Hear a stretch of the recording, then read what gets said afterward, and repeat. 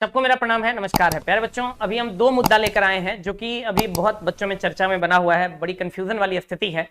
उसी को हम डिस्क्राइब करने आए हैं कि रेलवे का प्राइवेटाइजेशन का क्या मामला है और अपकमिंग वैकेंसीज का क्या मामला है। ठीक है, तो प्यारे बच्चों कुछ बातें हैं जिस पर आपको भी ध्यान देना चाहिए, इस पर चर्चाएं करनी चाहिए, इसको समझने की जरूरत है मेरे दोस्त। पहले हम आते हैं रेलवे के प्राइवेटाइजेशन पे कि प्राइवेटाइजेशन का क्या मामला है, इस पर हम लोग विचार करते हैं। ये जो प्राइवेटाइजेशन का जो मुद्दा है इस पर क्या मामला है और क्या हो रहा है। ये मेरे दोस्त पीयूष गोयल से लेकर के अश्विनी वैष्णव मंत्री साहब तक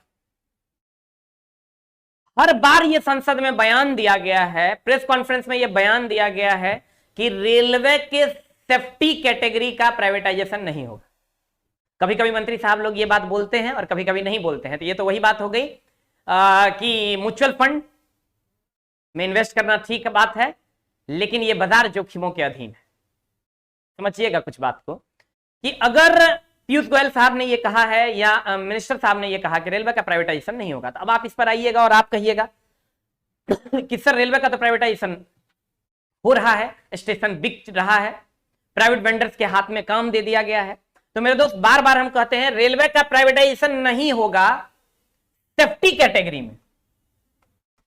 ये जो सेफ्टी कैटेगरी है ना, इसमें नहीं होगा, अनसेफ्टी कैटेगरी में प्राइवेटाइजेशन हो रहा है।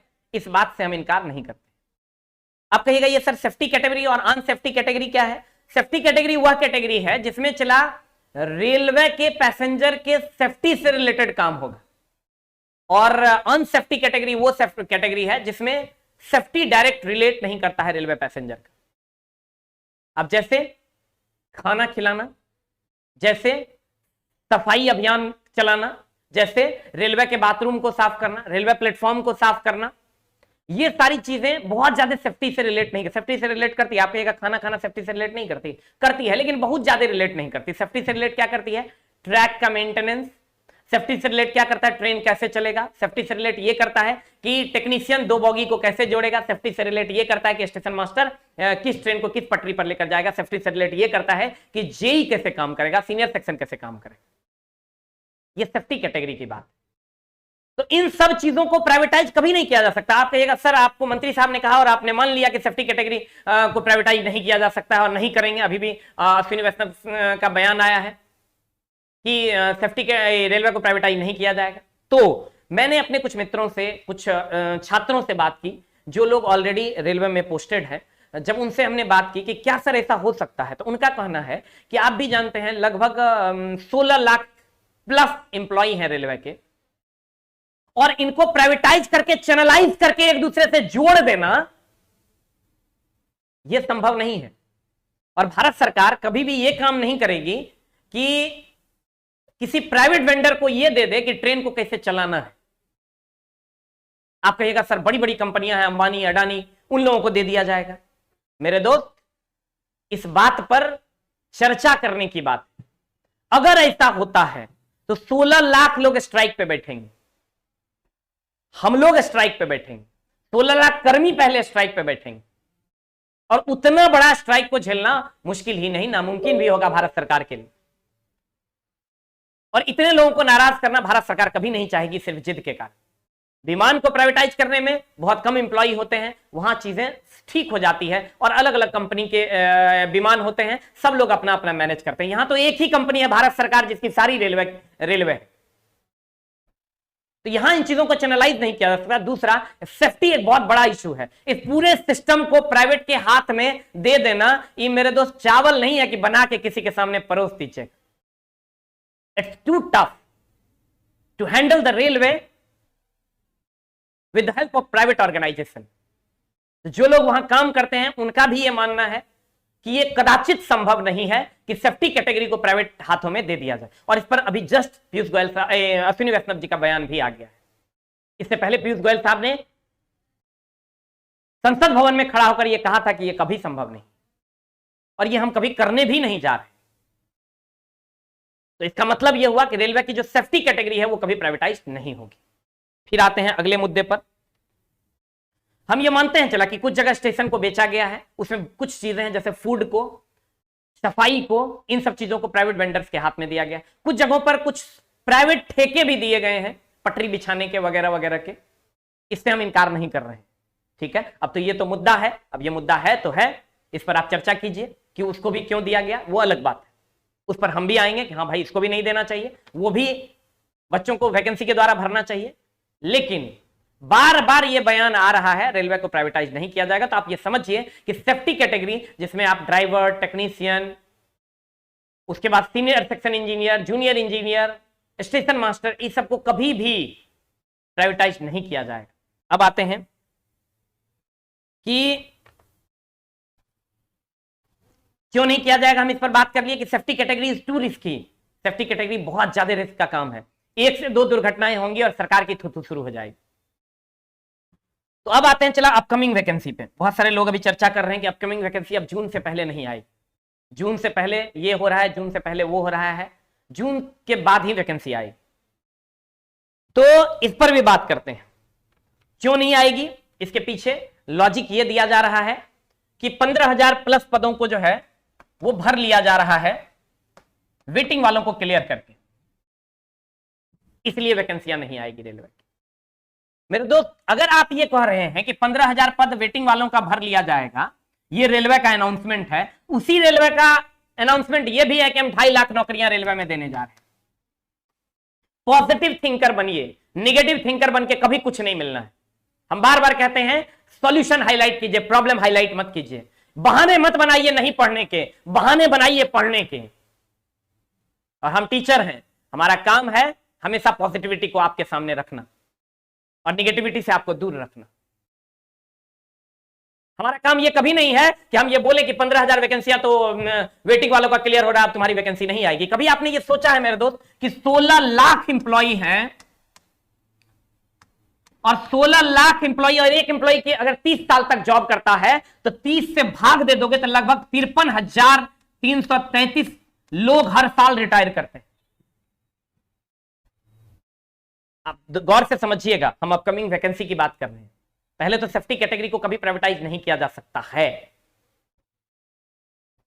16 लाख, चला हमारे पास समय नहीं होता है क्योंकि ऑफलाइन और ऑनलाइन मिला के 13 से 14 घंटा इंगेज हैं, इसलिए हम इन सब चीजों पे बात नहीं कर पाते हैं। लेकिन कोशिश करेंगे आपकी कुछ कुछ बातें जो आपको डाउट में आप होते हैं, वहां आपके डाउट्स को क्लियर किया जाए।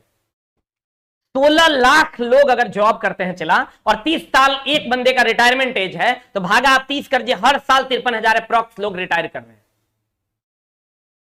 तो 53,000 लोग अगर हर साल रिटायर कर रहे हैं मेरे मित्र, तो 2019 के बाद 2018 मान लीजिए, 2018 के बाद 2022 खत्म हो गया, अभी तक वैकेंसी नहीं आई, 2023 आने वाला है, तो 4 साल में 2 लाख पद खाली हो गए हैं। मान लेते हैं 50,000 पद जो है इधर से उधर हो गया, तब भी 1.5 लाख पद बचते हैं। मान लेते हैं और 50,000 पद इधर से उधर हो गया, तब भी 1 लाख पद बचते हैं। और आप कहते हैं कि 15,000 वेटिंग वालों का जो है क्लियर हो रहा है, इसलिए वैकेंसी नहीं आएगी। मेरे दोस्त, आपको शायद याद होगा कि 2018 में वैकेंसी आई थी ग्रुप डी की, और 2019 में फिर वैकेंसी आ गई ग्रुप डी की 1 लाख।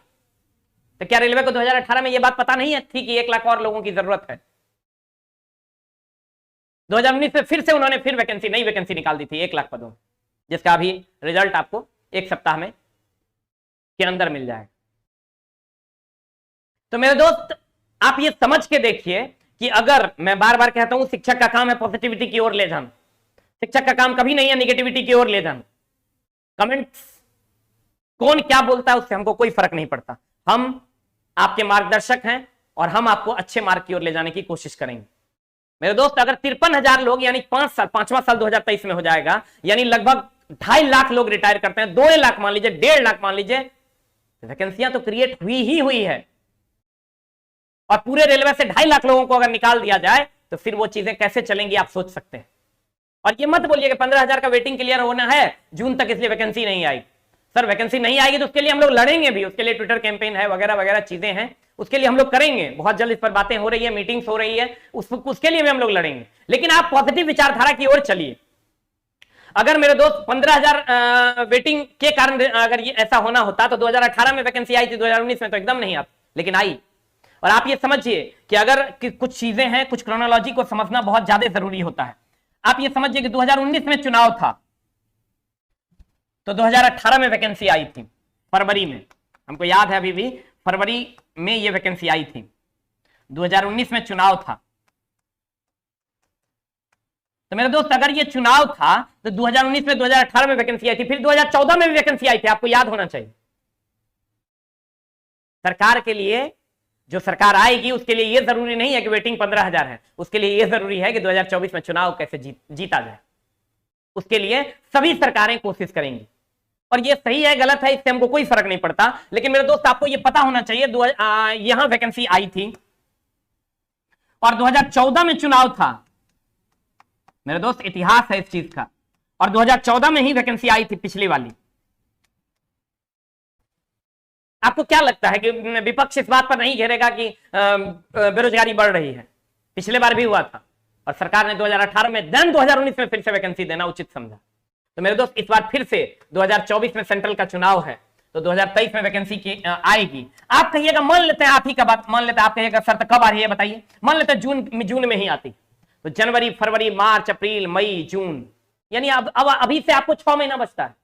और आपको पता है अब जो सिलेबस कर दिया गया है, अगर इस बार आप ग्रुप डी दिए होंगे तो अब जो सिलेबस है मेरे दोस्त, उस सिलेबस को पढ़ने के लिए कम से कम 10 महीने का समय चाहिए। मान लेता है आपकी बात कि जून में नहीं देता, जुलाई में देता है, जुलाई में भी देगा तो 5 से 6 महीने आपके पास होते हैं। और इस सिलेबस को, जो सिलेबस आपका है कोई भी एग्जाम का, उसको पढ़ने के लिए 10 महीने का समय चाहिए। तो मेरे दोस्त इन सब चीजों में आप नहीं रहिए। कब जब ग्रुप डी का फॉर्म वैकेंसी नहीं आया था 2018-19 में, तो लोग कहते थे वैकेंसी नहीं आएगी, रेलवे का प्राइवेटाइजेशन हो गया। जब वैकेंसी आ गई तो लोग कहते थे कि अब एग्जाम नहीं होगा, कोविड आ गया। जब एग्जाम हो गया पीटी का, एनटीपीसी का, तो लोग कहते थे मेंस नहीं होगा। जब मेंस हो गया तो लोग कहते थे रिजल्ट नहीं होगा, और जब रिजल्ट हो गया तो लोग कहते थे कि अब साइको नहीं होगा। जब साइको हो गया तो लोग कहते थे कि अब ज्वाइनिंग नहीं होगी। कब तक इन पचड़ों में हम लोग पलते रहेंगे? ग्रुप डी का एग्जाम नहीं होना था, अब हो गया, तब लोग कहते हैं रिजल्ट कब आएगा? रिजल्ट भी 1 सप्ताह में आ जाएगा। आप ये समझिए मेरे दोस्त कि आपको इन सब पचड़ों से अलग हटना पड़ेगा, निगेटिविटी से दूर होना पड़ेगा, पॉजिटिविटी की ओर जाना पड़ेगा। और आपको ये टारगेट करना है कि अगर जून में भी वैकेंसी आती है तो मेरे पास 5 से 6 महीना है। और मैं आपको एज ए टीचर ये हिदायत देना चाहूंगा कि किसी एक सब्जेक्ट को पढ़ने के लिए 8 से 9 महीने का समय चाहिए, जो सिलेबस अब हो चुका है।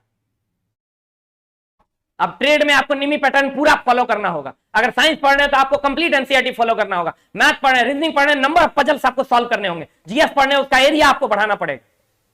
किस निगेटिविटी की ओर जा रहे हो आप? जून में, मान लेते हैं जून में अगर वैकेंसी आएगी तो जनवरी, फरवरी, मार्च, अप्रैल, मई और जून, 6 महीने तो बचे हैं आपके पास। इसलिए उठो, जागो, चल पड़ो अपने मंजिल की ओर और पॉजिटिविटी को परोसो।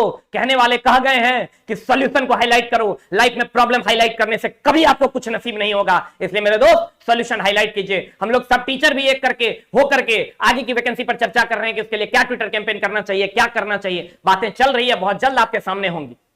लेकिन मेरे दोस्त पॉजिटिविटी को परोसिए और सॉल्यूशन की ओर जाइए। मेरी बातें थोड़ी कड़वी जरूर हैं, हो सकता है इस पर भी आप अलग अलग विचारधारा रखते हो कि हो सकता है मैं बीजेपी का हूं, हो सकता है मैं कांग्रेस का हूं, हो सकता है मैं आरजेडी का हूं, हो सकता है मैं जदयू का हूं। मेरे दोस्त मैं किसी का नहीं हूं, मैं सच्ची बात करूंगा जब तक जिंदा रहूंगा। Thank you very much, love you all, नमस्कार।